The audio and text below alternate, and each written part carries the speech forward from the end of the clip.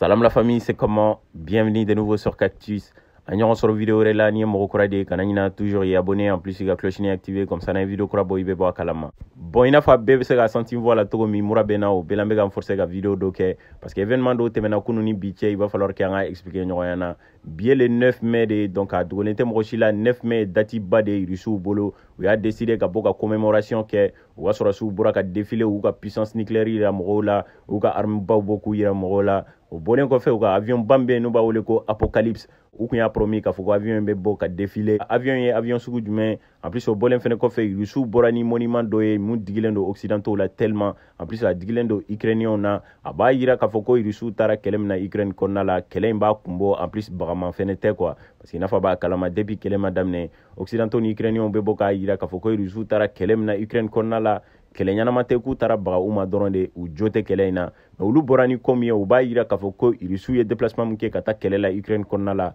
a ka di Rusikanfɔlaw ye Ukraine kɔnɔna la en plus a ka di Donbassikaw ye donc an bɛn'o de expliquer ɲɔgɔn fɛ en plus a bɛna fɔ carte postale dɔw de fɛnɛ bɛ ka feere Rusi bɛɛ kɔnɔna la mun digilen don Ukrainienw na.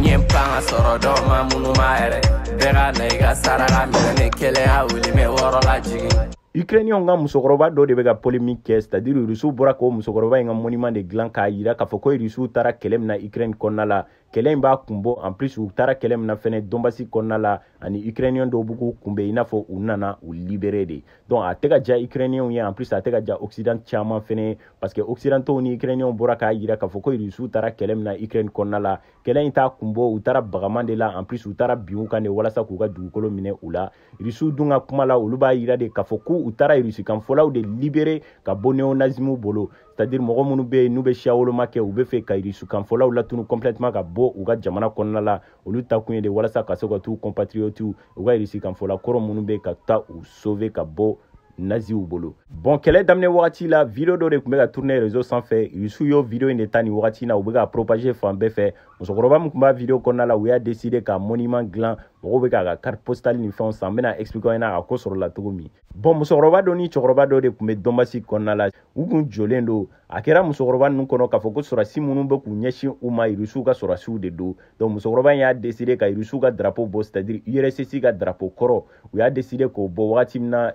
Ukraine ni Russie ninnu kun bɛɛ faralen ɲɔgɔn kan ka jamana kelen dilan n'u b'a wele Union des Républiques Socialistes Soviétiques de la Russie et tout donc o drapeau de tun b'a bolo a kɛra musokɔrɔba in kɔnɔ k'a fɔ ko sɔrɔdasi minnu bɛ k'u ɲɛsin olu ma n'o ye Ukrainiens ka sɔrɔdasiw ye a kɛra kɔnɔ k'a fɔ ko Rusiw ka sɔrɔdasiw de nalen don k'olu libérer ka bɔ Ukrainiens ka sɔrɔdasiw bolo parce que a mɛnna u bɛ kɛlɛ la a bɛ san 8 bɔ Ukrainiens ka sɔrɔdasiw bɛ ka fɛn bila ka taa jigin u kan Donbassi kɔnɔna la donc muso in kɛlen k'o ye a content a ye drapeau bɔ k'a yira k'a fɔ ko olu libérer la a kun t'a kalama k'a fɔ ko Ukrainiens ka sɔrɔdasiw de don donc u y'u ɲɛsin muso in ma muso in kun kɔnɔ k'a fɔ ko Rusiw ka sɔrɔdasiw de nalen don k'olu libérer donc u ye drapeau in minɛ muso in na k'a fɔ k'a n'a sɔnna ka drapeau in d'olu ma u bɛ dumunifɛn ni ji ni fɛnw d'a ma donc u ye dumuni ni fɛnw di muso in ma u ye drapeau minɛ muso in na ka sɔrɔ ka drapeau bila dugu ma Ukrainiens ka sɔrɔdasiw bɛ ka tagama drapeau in kan donc muso in dumunifɛn dira a ma o bɛɛ la a b'a la k'a fɔ ko ale mɔkɛ ni a kulomasamaw sara ni drapeau in nɔfɛ k'a kana na tagama drapeau in sanfɛ o bɛɛ la marifa ni fɛnw bɛɛ bɛ mɔgɔ ninnu bolo o bɛɛ la muso in ma siran a bɛ ka kuma ninnu fɔ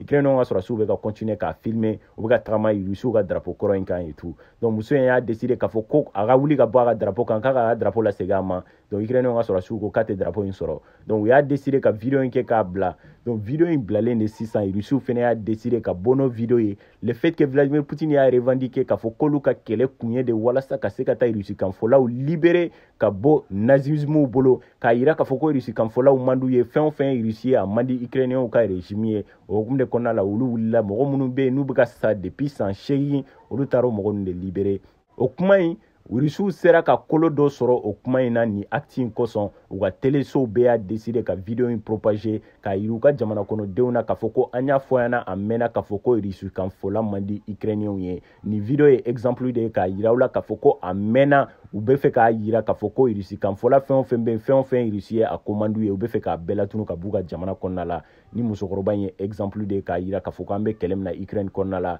kɛlɛ in b'a kun bɔ en plus an ta kun ye de walasa ka mɔgɔw sauver an ma taa bin mɔgɔ kan o kelen occidentaux dimina tellement ukrainiens dimina u ma kuma da foyi sɔrɔ donc russiw fɛnɛ y'a décidé ka monument dɔ de dilan Mariupol kɔnɔna la nin bɛɛ de b'a yira k'a fɔ ko Mariupol bɛ russiw ka bolo kan parce que u y'a décidé ka monument dɔ dilan monument in musokɔrɔba in dessin de don u y'a décidé k'a yira k'a fɔ ko musokɔrɔba in ye exemple de k'a yira k'a fɔ ko olu nalen don ka Donbassikaw libérer Russikanfɔla minnu bɛ k'u libérer donc o bɔlen fɛnɛ kɔfɛ Russie fɛnɛ kɔnɔna la musokɔrɔba in n'i ma fili u b'a wele ko Mama Babushka de donc a photo c'est-à-dire a ka carte postale bɛ ka feere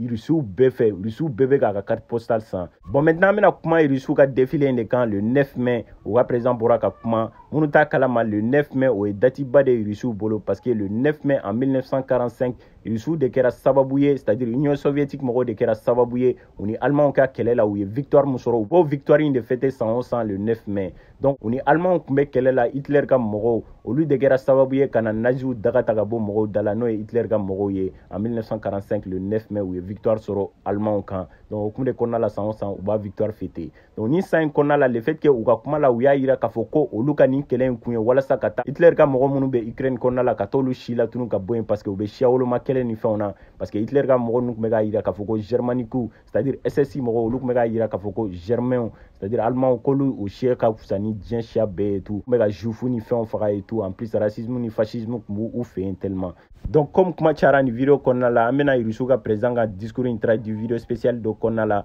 mais an b'a essayer k'an da don u ka avion min na n'u b'a wele ko Apocalypse bon maintenant an bɛna kuma Russiw ka avion ba in de kan n'u b'a wele ko Apocalypse c'est-à-dire avion in a bɛ san 12 bɔ u ma avion in bɔ k'a défiler avion in ye nucléaire avion de c'est-à-dire ni guerre nucléaire wulila wagati min na o de u b'a décider ka avion in labɔ donc avion in kɛlen i n'a fɔ ko bunker de Russiw ka médiaw bɔra k'a yira k'a fɔ ko avion in kɛlen i n'a fɔ ko bunker de a bɛ voler déjà minnu tɛ bunker dɔn dugujukɔrɔso dɔ de don u blindelen don tellement bombe tɛ se ka foyi k'a la hali ni bombe cira n'i b'a kɔnɔna la i sauvelen don donc o avion sugu in de bɛ Russiw bolo a fɔra k'a ɲɔgɔnna dɔ bɛ américains fɛnɛ bolo donc a bɛ san 12 bɔ Russiw ma bɔ ni a avion ye mais ni ɲinan u y'a décider u ka 9 mai défilé la u ko k'u bɛna avion in labɔ k'a la défilé k'a yira occidentaux la k'a fɔ ko u ka puissance nucléaire u bɛ fɛ k'o de yira diɲɛ na le fait que occident mɔgɔw bɛ ka continuer ka kɛlɛkɛminɛnw bila nin t'a siɲɛ fɔlɔ Russiw bɛ bɔ ka menace nucléaire brandi k'a yira occidentaux la k'a fɔ k'a bɛ ko min na an y'a expliqué aw ɲɛna k'a fɔ ko an tɛ fɛ ka guerre nucléaire wuli mais an b'a yira u la k'a fɔ k'an ka puissance ye fɛn min ye donc avion in kun ye de walasa ni guerre nucléaire wulila don min